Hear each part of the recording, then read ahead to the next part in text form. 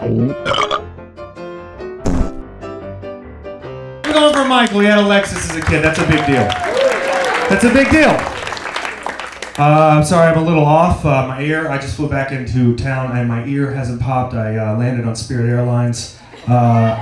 It's the best. If you haven't flown it, you gotta try. It is one step above shipping yourself somewhere in a box. That's it. The difference is the tape. You have to pay for the tape. It's bad, but I am from Cleveland, Ohio. I love a bargain. $40 round trip, direct flight, and all I have to do is sit on the wing. That's a good deal. Sign me up. Yeah, man, I love these guys. A lot of comics make fun of this airline. It's fair, you know, but I'm a little different. I'm invested. I have the Spirit Airlines MasterCard. Yeah, and I'm a VIP member of their mileage program. Because I respect a business in 2019 that is terrible and could give a shit about your opinion. You gotta love that, right? Like, they don't even advertise. You think they give a shit about your Yelp review? My legs were pinched. Well, go fuck yourself. How about that? You'll be back. Right? You get what you pay for, ladies and gentlemen. That's right. You get what you pay for. If you went to a 5-star restaurant, well, never mind. If some of you went to a 3-star restaurant, like a clean Applebee's, and your meal was terrible, you got every right to be pissed off. But if you go to Little Caesars, and half your pizza turns out to be an ice cube, well, you knew what the fuck you were getting into. It's $5 for an entire pizza. It's been sitting under a light bulb since Tuesday. Little Caesars, we might be food. Spirit Airlines, we're the best. You could do.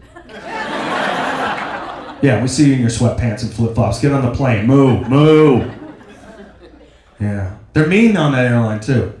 I walked up from Cleveland. I walked onto the flight. I'm wearing my Cleveland Browns sweatshirt, and one of the attendants looks me dead in the eye and goes, "Cleveland Browns, boo!" What the fuck? Am I getting heckled on my own airline? So I got caught off guard. So I'm like, okay, that's funny. And then her attendant friend jumps in. She goes, "Cleveland Browns. When was the last time they were good?" Ladies and gentlemen, there are moments when somebody burns you really bad, and an hour later you think of the greatest comeback you've ever. You wish you would have said it and there were witnesses, because you're pretty sure your words would have set fire to cities. This was not that moment. I was ready. She said the last thing. I stopped in the aisle, I pivoted, I looked her in the eyes, and I said, "You know you work for the Cleveland Browns of Airlines, right?"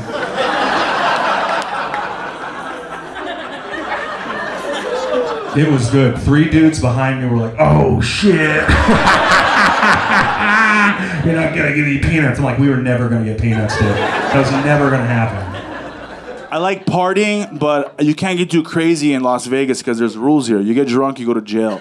I figured out a place where you can go and you can do whatever you want. You know where this place is? It's called Cancun, Mexico. This is where you go if you want to make bad decisions and no one giving a fuck. You go there, right? Those resorts are made for you to party. You can wear those shorts. You can bring that face. You can go.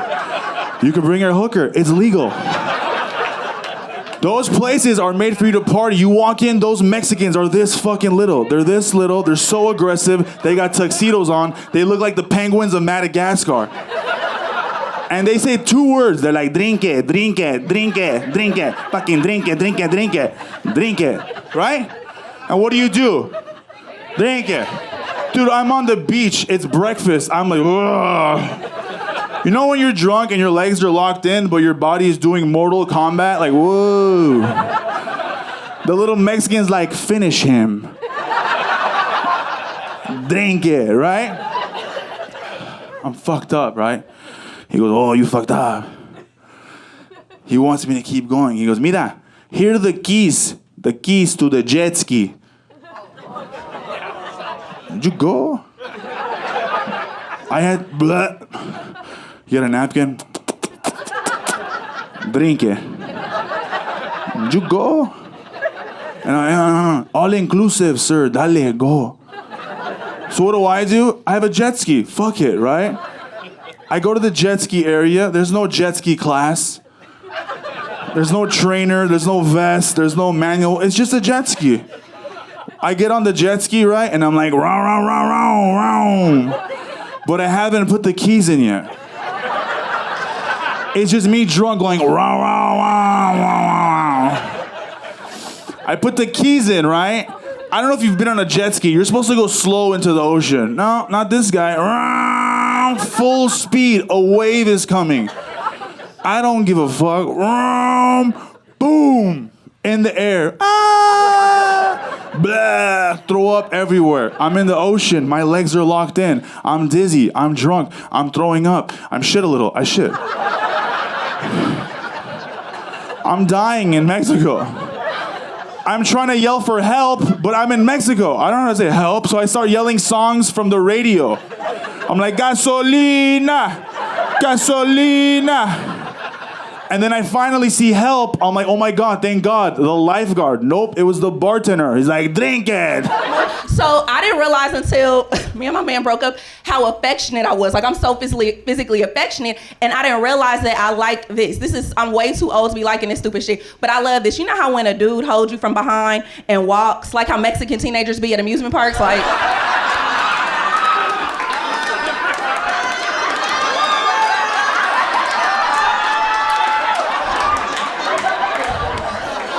Walk down the aisle and I get married like that, like a dumbass.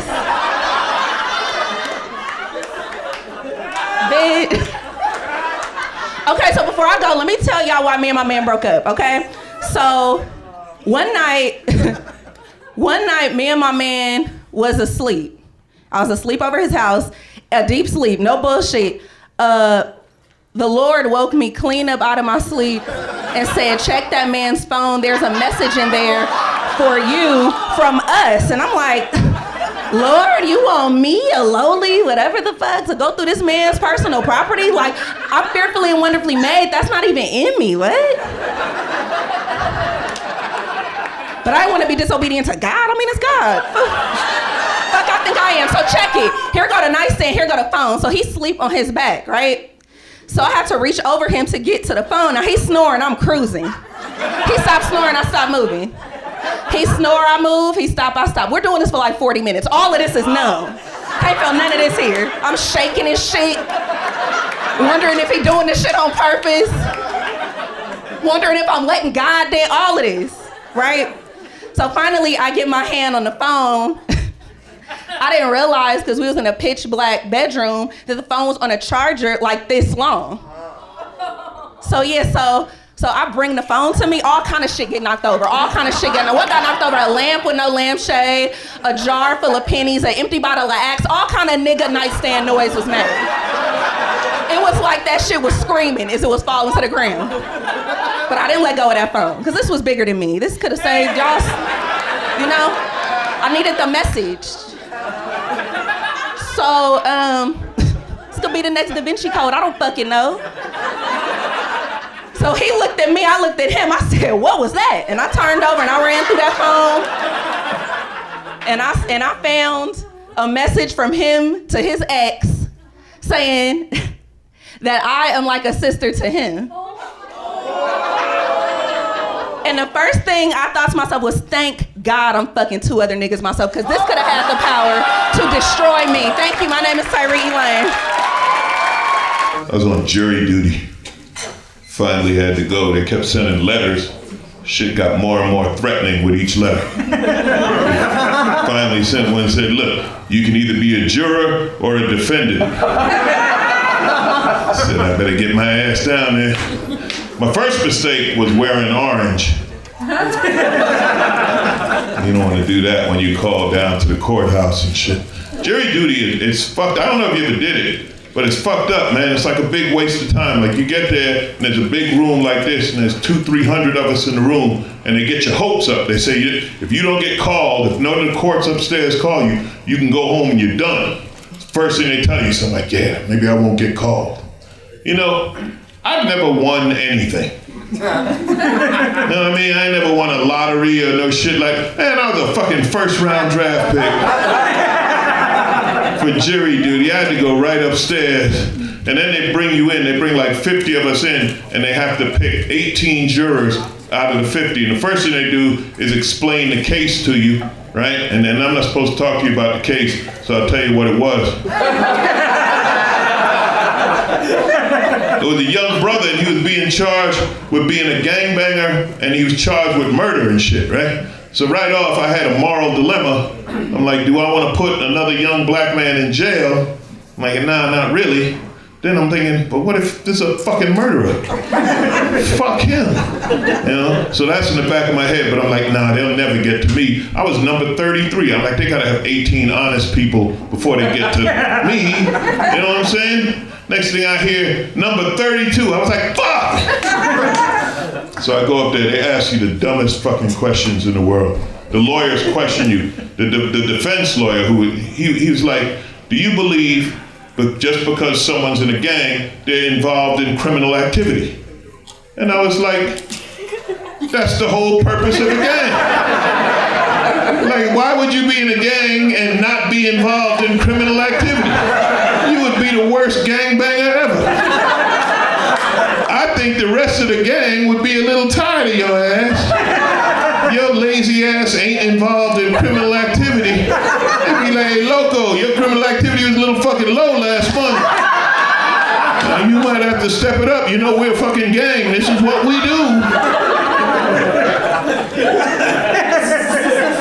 You know, then they asked me, they said, do you know anyone in the prison system? And I'm like, fuck, I'm black, ain't I? Of course I know people in the fucking criminal justice system, you know? They're like, have you ever dealt with the police? I'm like, once again, I'm black, ain't I? Fucking police. I hate stressful situations. I hate using a restroom at a Starbucks. That's stressful to me. Right? Because they're like serving you, laxative, basically. And they only have like one bathroom in there, right? It's always one bathroom for a girl and a guy. That's so stressful to me, because I'll be in the bathroom handling my business. I'm gonna keep this jug clean, by the way. I'll be sitting there handling. By the way, when I'm on the toilet, my feet touch the ground. I just want you guys to know this. I want you guys to think I'm doing like Pilates or something like that on my phone.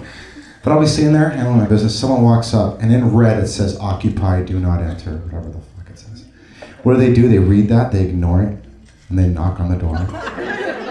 Like, what am I supposed to do? And they'll be like, yeah, who is it? We want none, could you go away? By the way, when I get scared, my voice gets high. It's like Mickey Mouse. Someone's in here! Someone's in! It's like, go away! Right, because they knock on the door. But when in the history has anyone ever knocked on the door of Starbucks and someone opened it? Yeah, what's up, man? You need something? I'm just doing some coke. All right, cool. This is Hollywood. I'll be sitting there. Someone knocks on the door, and then they try to open the door. That's when I start getting really scared. Because they don't try to open it like, huh? They don't do that. They do like, it's like a fucking horror movie. Like, that person really needs to use the restroom. He's like, come on! You see a knife come underneath the ground. I start screaming, someone's in here! Someone's in here! Don't come in, please! Because this is the most vulnerable position you can be in life, right? When you're on the toilet. You can't do shit other than make shit, but that's about it, right? You can't, like, you got my pants around my ankles, I can't do anything. I can't run. I'm not gonna run like a chain gang, like, all right. And this is what happened to me. This is what happened. So I was at the bathroom, and I could hear everyone talking. I could hear the line forming. Right? I was trying my best to hurry. But I could hear the line forming, and I was like, is someone in there? I don't know. I think Mickey Mouse is in there. I'm not too sure. I was like, someone's there! And I kept screaming, like, don't come in. And then the worst thing happened. This happened.